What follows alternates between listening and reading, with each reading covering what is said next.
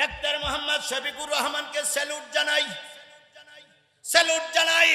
বুড়া মানুষ যেভাবে ইসলামী আন্দোলনের পক্ষে কাজ করছে, আরো যদি 5টি বছর আল্লাহর ওলিরে আল্লাহ বাঁচাই রাখে, এ দেশ কোরআনের দেশ হতে সময় লাগবে না।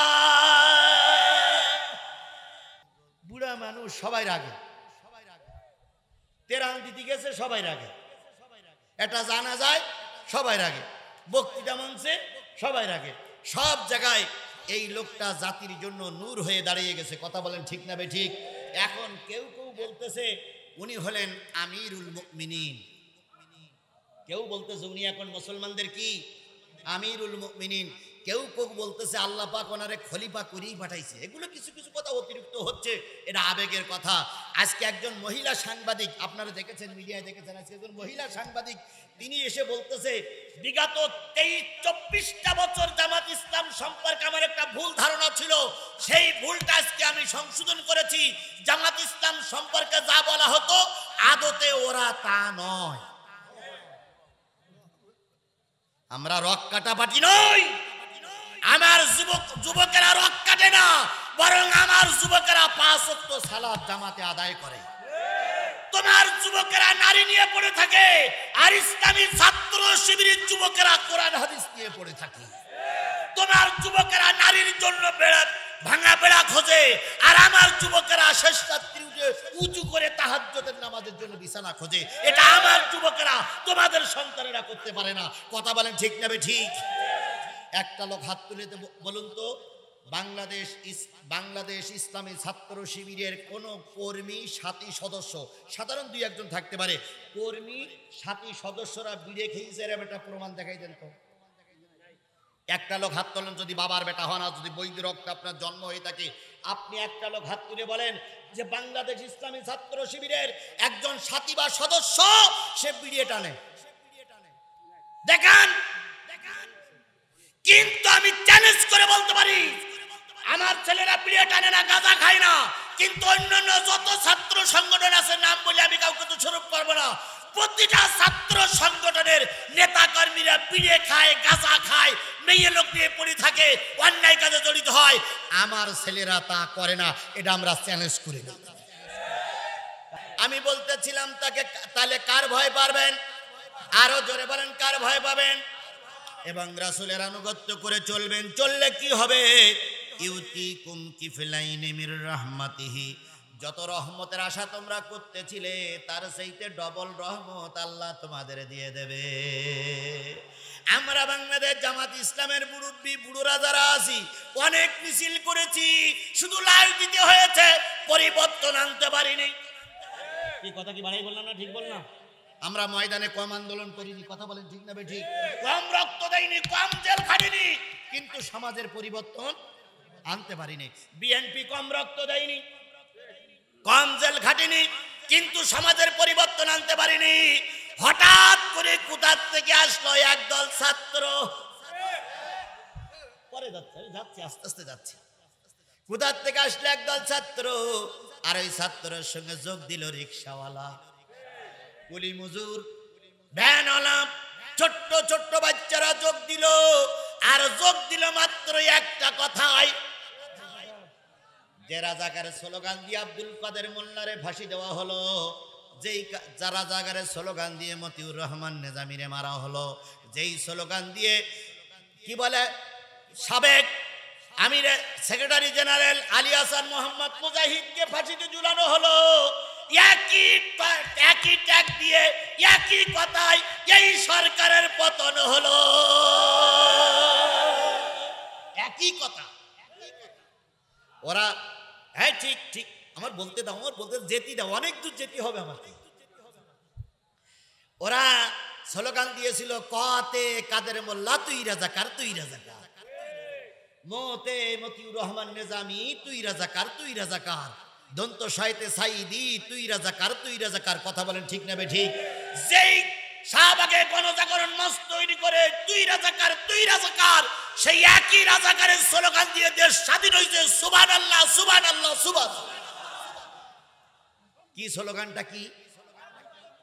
যখন না না না বলতে দেন, যখন কি বলে কোটা সংস্কারের পক্ষের আন্দোলন করলো, তখন আমাদের সাবেক ডাইনি বুড়ি, রক্ত পিপাসু গণহত্যাকারিনী, কথা বলেন ঠিক না ঠিক? যদি আজকে হিটলার বেঁচে থাকতো তাহলে হিটলারের মুখে থুতু মারতো আর বলতে আমার চাইতে বড় হিটলার তুমি। এই হিটলারের বাচ্চা, হিটলার এই গণহত্যাকারিনী তখন বলল যে এই যারা ময়দানে কথা বলছে এরা সব রাজাকারের বাচ্চা। এরা বলল কি মুক্তিযোদ্ধার নাতিপুতিরা চাকরি পাবে না, তো রাজাকারের নাতিপুতিরা চাকরি পাবে। আর এই কোটায় কিন্তু চাকরি পেয়েছিল ওই 3 ইঞ্চি হারুন, এ কিন্তু পরীক্ষাতে চাকরি পায়নি, এগুলো কোটায় কোটায় চাকরি পেয়েছিল। এখন উনি বললেন রাত 11টার সময় সম্ভবত যে রাজাকারের বাচ্চারা কি চাকরি পাবে। এই কথাটা বিশ্ববিদ্যালয়, কলেজ, স্কুল, প্রাইমারি স্কুল, মাদ্রাসা ছাত্ররা মেনে নিতে পারেনি। তাই তারা বিশ্ববিদ্যালয়ের সকল গেট খুলে বাইরে এসে বলল, তুমি কে আমি কে, তুমি কে আমি কে, কে বলেছে কে বলেছে, আবার বলেন তুমি কে আমি কে, কে বলেছে কে বলেছে। এই যে স্লোগান শুরু হলো, পেতনির বাচ্চা, পেতনি ডাইনি বুড়ি এবার আরো উগ্র হতে শুরু করলো, কথা বলেন ঠিক না ঠিক? আমরা 2টা গুলি খেয়ে কেউ বা লাশ পড়েছি, কেউ বা পালাইছি, বিএনপি পালাইছে, জামাত ইসলাম পালাইছে, শিবিরাওয়ালারা ময়দানে থেকেছে, তারপরে অনেক সময় ময়দান ছেড়ে দিতে বাধ্য হয়েছে। কত মামলা খাওয়া যায়। বিএনপির ছাত্র দলের লিডারেরা, নেতারা ময়দানে ছিল, গুলির মুখে অনেক সময় পিস্টান মারতে বাধ্য হয়েছে। কিন্তু এই যে যুবক, কিশোর, ছোট ছোট বাচ্চারা, মা বোনেরা রাস্তায় নামলো, যত লাশ পড়েছে ততই তাদের আন্দোলনের বেগ জেগেছে। লাশকে আর একজনের কাঁধে তুলে দিয়ে সে সামনে অগ্রসর হয়েছে, বুঝাইতে চেয়েছে লাশ পড়বে পড়ুক, তবু ডাইনি বুড়ি তোমার আর ক্ষমা না।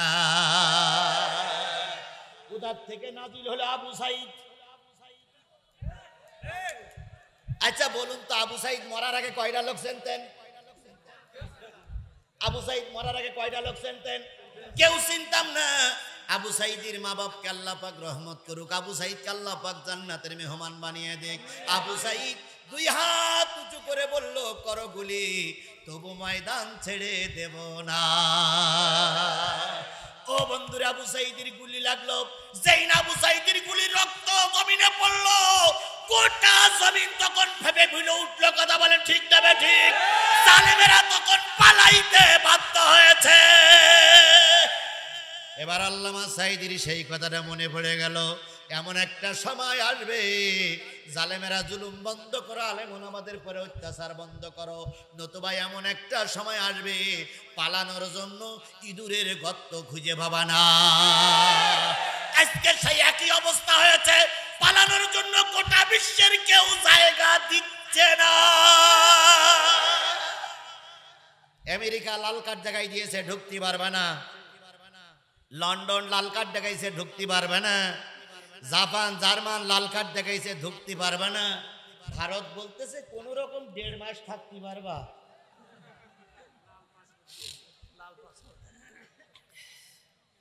কোথায় গেল সেই অহংকার? আমরা পালাই না, কোথায় গেল সেই অহংকার? আমরা আমাদের নিজেদের নেতার রক্ত মাখা লাশ কবরে রেখেছি। আল্লামা সাইদির জানাজায় আমি সবার আগে থেকে জানাজা পড়েছি, কান্নায় 2 চোখের পানিতে বুক ভাসিয়েছি, তবু আমরা ময়দান ছেড়ে দেইনি। আর তোমরা এত ক্ষমতার বাহাদুরিতে পালাই গিলে কেন ম্যাডাম? আমি অনেক অজে বলেছি, এমন সময় আসবে পায়জামার গিরে দড়ি দেবার সময় পাবা না। আমার সে ওয়াজটা মনে হয় রেকর্ড এখনো আপনাদের কাছে বাজে। সে সময়টা আসেনি। কি কায়দায় বললো, আমার 2 ঘন্টা সময় দেন। সেনাবাহিনীর প্রধান বললেন, সেনাবাহিনীর প্রধান কিন্তু ওনার আত্মীয় বলো, উনি বললেন ম্যাডাম ওরা এসেছে শাহবাগ পর্যন্ত, সেখান থেকে যদি পায়ে হেঁটে আসে 40-45 মিনিট, এর বেশি সময় আপনি পাবেন না। দয়া করে আপনি বেডিং পত্র গোছান। উনি তখন বললেন যাওয়ার আগে অন্তত একটু কথা রেকর্ড করে যাই। সেনাবাহিনীর প্রধান বললেন তাও হবে না। উনি বললেন তাহলে আমি কাপড় চোপড়গুলো নেই। কয় আপনার যে রং ঢং, এখানে কাজল, ওখানে তিল, এখানে টুক, ওখানে টিপ, এই করতে করতে 40 মিনিট চলে যাবে। তারা গোড়া দেই ধরি বলবে আপনার ওঠেন ওঠেন ওঠেন।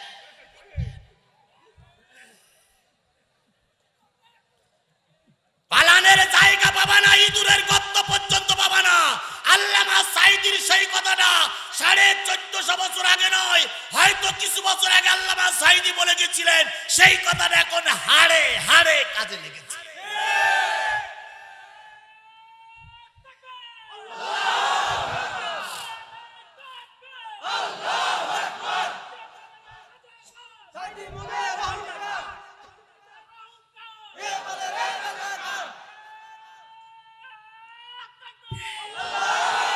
আমার ভাইরা, আল্লাহর রহমত আমরা যা চেয়েছিলাম তার চাইতে বেশি পাইছি। কথা বলেন ঠিক না বে ঠিক?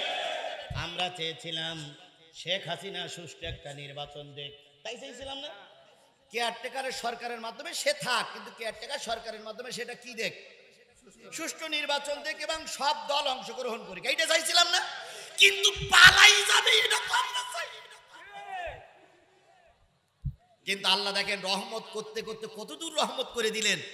আল্লাহ বলল তোমরা চাইছিলে সুষ্ঠু নির্বাচন, আর আমি চেয়েছি এর দল এবং এরা এদেশে আর রাজনীতি করতে পারবে না। এই জন্য এরা রাতের অন্ধকারে নয়, প্রকাশ্য দিবালাগে টোপলা টুপলি বেঁধে নিয়ে চলে গেছে। যখন যায় তখন বড় বোন ছোট বোনটার গলা জড়াই ধরে কাঁদতেছে, রেহানা তাড়াতাড়ি গোসারে বোন, এরা আমাদের আর মেনে নেবে না। শেখ রেহানা বলল আপা তোরে না অনেক আগে সাবধান করেছিলাম, কয় ফতোয়া ফরজ পরে দিস, আগে বিমানে ও। কোথায় আছো আজকে? শিক্ষা নাও। আল্লাহ কখনো অহংকারীদের সহ্য করে না। কথা বলে ঠিক না বেটি? আল্লাহ নিজেই বলেছে অহংকার আমার গায়ের চাদর, যে আমার চাদর ধরে টানাটানি করবে আজ হোক কাল হোক পৃথিবীতে তাকে লাঞ্ছিত হতেই হবে হতেই হবে হতেই হবে। প্রায় ওই তথ্যমন্ত্রী, কি নাম না এখন পররাষ্ট্রমন্ত্রী, না পররাষ্ট্রমন্ত্রী এখন হাসান মাহমুদ। হাসান মাহমুদ আর এই হাসানুল হক, এই দুই বেয়াদব মঞ্চে উঠলেই জামাত ইসলাম আর বিএনপির না ধুইয়ে ওর পেটের ভাত হজম হতো না। কথা বলে ঠিক না বে ঠিক? আর কাউয়া কাদের তো উঠেই বলতে খেলা হবে।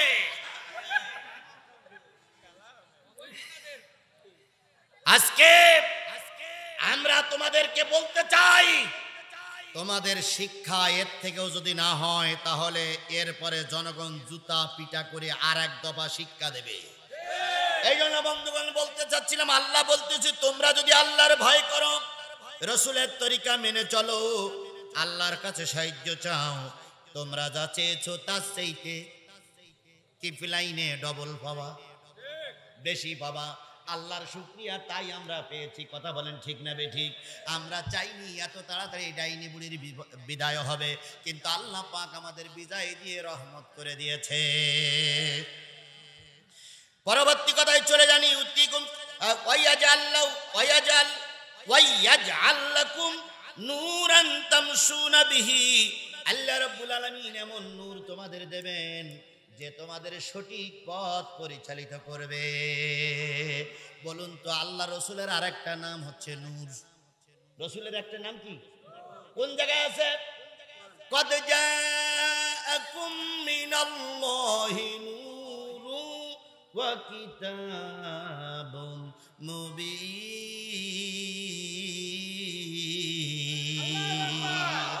আমি তোমাদের জন্য দিলাম নূর, আরেকটা দিলাম স্পষ্ট কিতাব। তাহলে নবীর নাম হলো নূর। তিনি অন্ধকার জগৎ থেকে আমাদের কোন জগতে নিয়ে গেছে?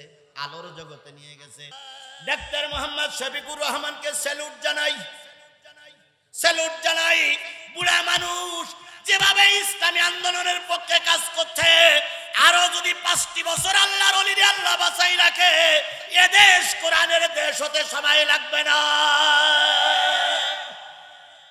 বুড়া মানুষ সবাই রাগে, তেরান দিতে গেছে সবাই রাগে, এটা জানা যায় সবাই রাগে, বক্তৃতা মঞ্চে সবাই রাগে, সব জায়গায় এই লোকটা জাতির জন্য নূর হয়ে দাঁড়িয়ে গেছে। কথা বলেন ঠিক না বেঠিক? এখন কেউ কেউ বলতেছে উনি হলেন আমিরুল মুমিনিন, কেউ বলতেছে উনি এখন মুসলমানদের কি আমিরুল মুমিনিন, কেউ কেউ বলতেছে আল্লাহ পাক ওনারে খলিফা করেই পাঠাইছে। এগুলো কিছু কিছু কথা অতিরিক্ত হচ্ছে, এটা আবেগের কথা। আজকে একজন মহিলা সাংবাদিক, আপনারা দেখেছেন, মিডিয়ায় দেখেছেন, আজকে একজন মহিলা সাংবাদিক তিনি এসে বলতেছে বিগত 23-24টা বছর জামাত ইসলাম সম্পর্কে আমার একটা ভুল ধারণা ছিল, সেই ভুলটা আজকে আমি সংশোধন করেছি। জামাত ইসলাম সম্পর্কে যা বলা হতো আদতে ওরা তা নয়। আমরা রক কাটা পার্টি নই, আমার যুবকেরা রক কাটে না, বরং আমার যুবকেরা 5 ওয়াক্ত সালাত জামাতে আদায় করে। তোমার যুবকেরা নারী নিয়ে পড়ে থাকে, আর ইসলামী ছাত্র শিবিরের যুবকেরা কোরআন হাদিস নিয়ে পড়ে থাকে।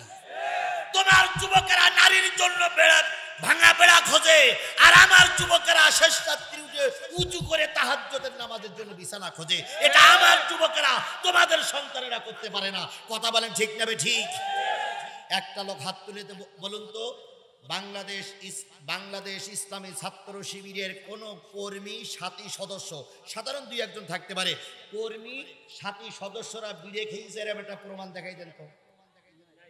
একটা লোক হাত তোলেন যদি বাবার বেটা হন, আর যদি বৈধ রক্ত আপনার জন্ম হয়ে থাকে, আপনি একটা লোক হাত তুলে বলেন যে বাংলাদেশ ইসলামী ছাত্র শিবিরের একজন সাথী বা সদস্য সে বিড়িয়ে টানে, দেখান।